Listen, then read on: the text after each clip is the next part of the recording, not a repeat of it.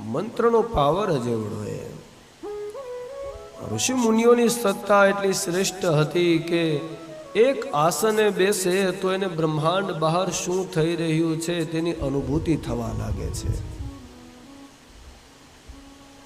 પંચાંગમાં એક વાર એવું લખાઈ જાય કે આજે 6:40 સૂર્યોદય છે.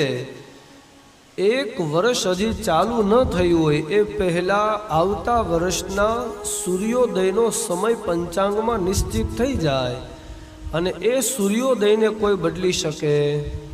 હજી સુધીમાં એવો 1 મિનિટનો બનાવ નથી બન્યો કે સૂર્ય ક્યારેય મોડા ઉગ્યા હોય.